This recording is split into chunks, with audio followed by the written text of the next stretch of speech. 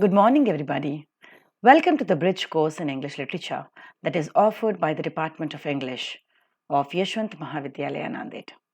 In this video, we shall talk about a brief history of English prose. Prose is a form or technique of language that exhibits a natural flow of speech and grammatical structure. Novels, textbooks, newspaper articles are all examples of prose. As Coleridge says, 30 days have September, April, June, and November is poetry. While April, June, September, and November have 30 days, becomes a prosaic expression. Prose lacks the more formal metrical structure of verse that can be found in traditional poetry. Prose comprises full grammatical sentences, which then constitute into paragraphs while overlooking the aesthetic appeal, whereas poetry often involves a metrical and rhythmic and rhyming scheme. If we look at the 15th century prose, Fisher and Cranmer, 1489 to 1556, popularized theological writings and religious writings along with historical prose, which was presented in the Chronicles of England by Capgrave, who wrote in a business-like fashion. Philosophical prose appeared in the Governance of England by Protesque in 1394 to 1476. Eliot, who belonged to the 15th century, popularized educational prose and prepared the way for medical prose in the Castle of Health. William Tyndale's translation of the Bible is highly praiseworthy in this period of 15th century prose. Sir Thomas More, 1478 to 1535, is much known for his Latin works owing to their elegance and wit. This includes very famous expression titled Utopia, which presents the picture of an imaginative ideal state based on the socialistic pattern. Sir Thomas Malory, who died in 1471, was well known for his romance Morte d'Arthur. The famous Arthurian legends were joined to a great prose romance written with a uniform dignity and fervour by Malory in Morte d'Arthur. St. Thomas More's Utopia and Sir Thomas Malory's Morte d'Arthur constitute the 15th century English prose. Going into the 16th century, which is also the Elizabethan prose, we find the writing of John Lyly's first prose work, Euphues, The Anatomy of Wit, published in 1579. The most notable among the pamphleteers of the Elizabethan age were Thomas Nash, Robert Greene, and Thomas Lodge. These pamphleteers cultivated a journalistic style characterized by vigor, force, and raciness. Beginning in the pamphlets, character sketches, and other miscellaneous writings, English essay developed very beautifully in the works of Francis Bacon. Francis Bacon's philosophy is displayed in the vast and varied writings that he left behind, which might be divided into three great branches. The scientific works is the first branch. In scientific works, Francis Bacon's ideas for a universal reform of knowledge into scientific methodology and the improvement of mankind's state using scientific method are very well presented. The second type of Bacon's essays are religious and literary works, in which he presents his moral philosophy and theological meditations. The third type of Bacon's works are judicious works, and in this, his reforms in English laws are proposed so very beautifully. When we look at the 17th century prose, which is also the age of Milton, the prose writers used a very grand style, loose in structure, over-colored, elaborate, and a wayward. The writers indulged too freely in the use of Latinized words of classical construction.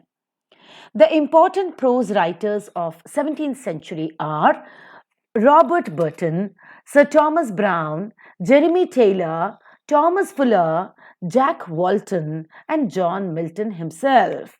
John Milton's Areopagitica is very famous work of him.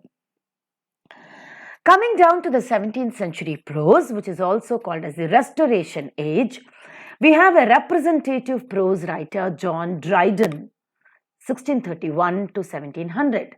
Dryden is an important poet, dramatist, and a prose writer.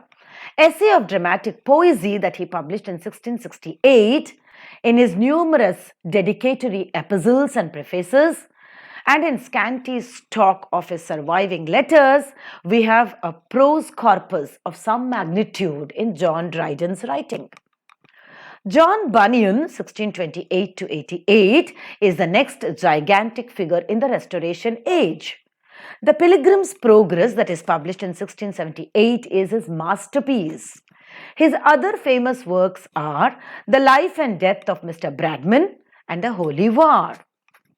Sir William Temple's Letters, Memoirs, and Miscellanea, a series of essays, establish him as a beautiful prose writer of the Restoration Age.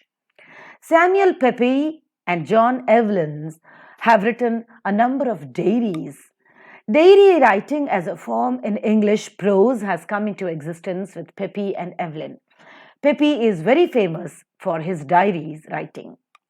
John Locke, 1632 to 1704, in his very famous essay, An Essay Concerning Human Understanding, that is published in 1690, wrote with a style of bare to bald and clear. John Locke's Essay on Human Understanding is a beautiful prose passage that is worth reading by all English literature students. Coming down to the first half of the 18th century, 18th century, in fact, is the age of prose, and in the first half, we find Daniel Defoe. He issued his own journal, which is titled as The Review in 1704. His best-known work, The True-Born Englishman, that he published in 1701, and his Shortest Way with the Dissenters, that he published in 1702, establishes him as the first prose writer in the first half of 18th century.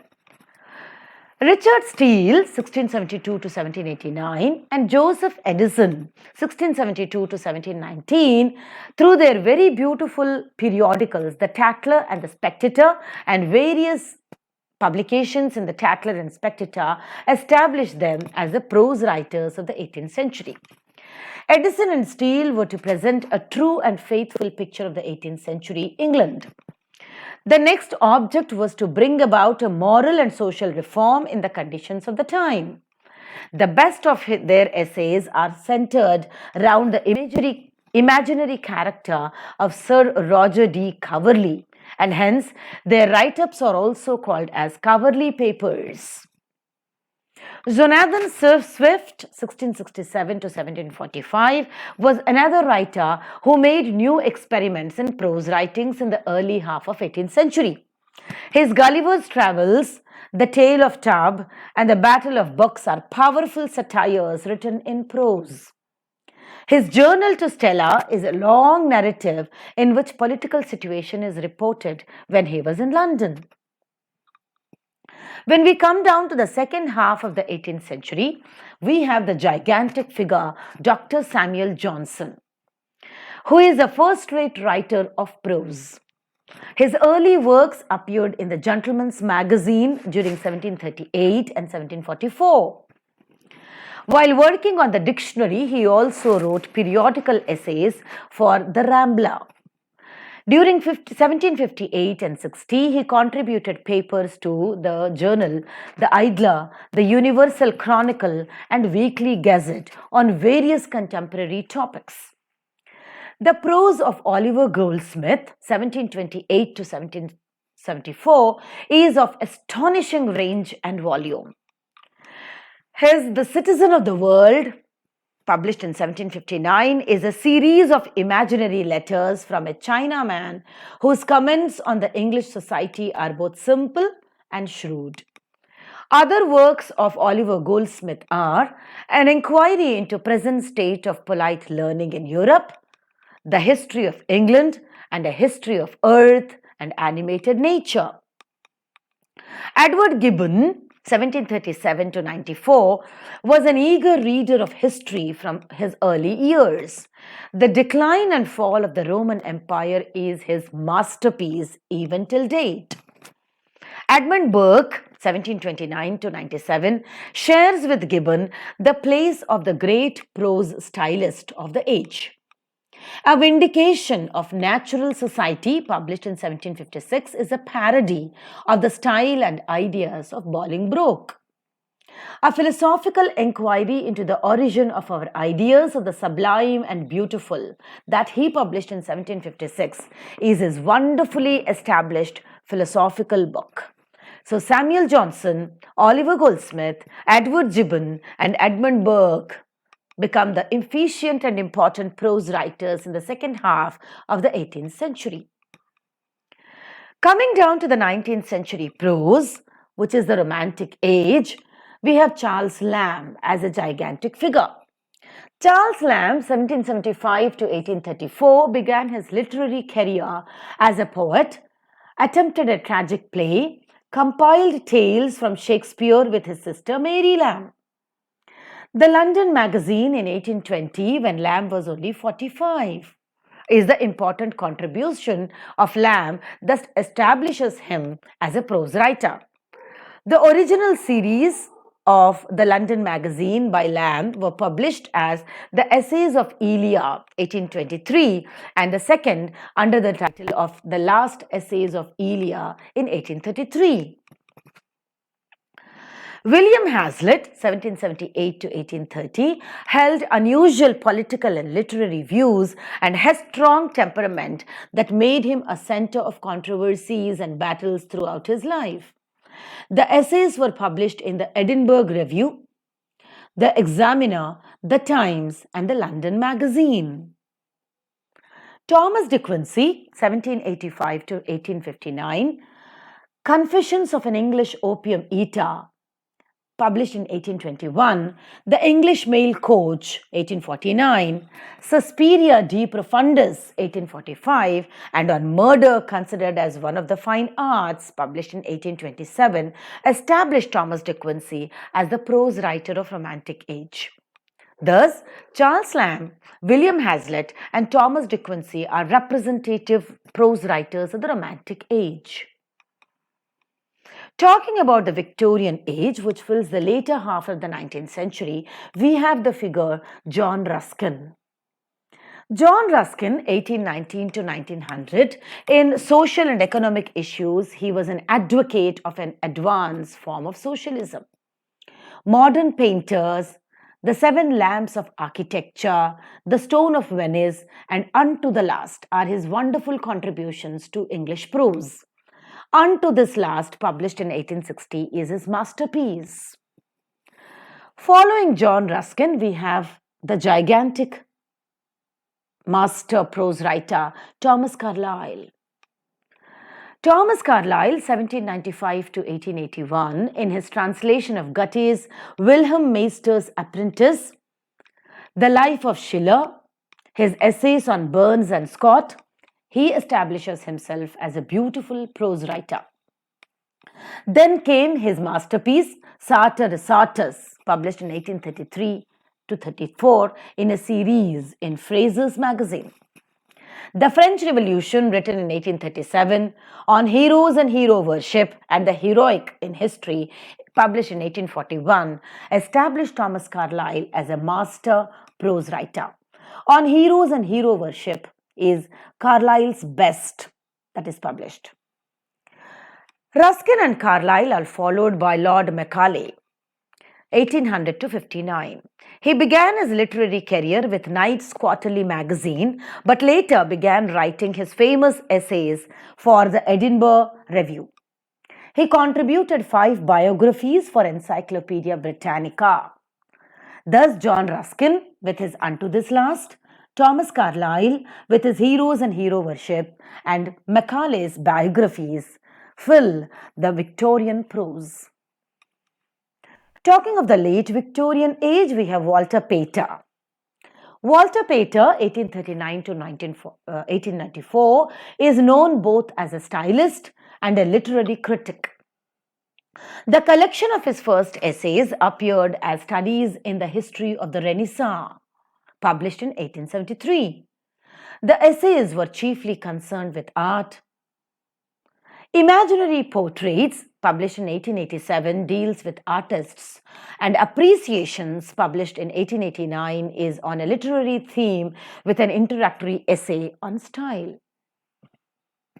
Walter Pater in the late Victorian age is followed by R.L. Stevenson, which consisted of collection of essays titled as An Inland Voyage, Travels with a Donkey in the Convenes, and Virginibus Puerisque.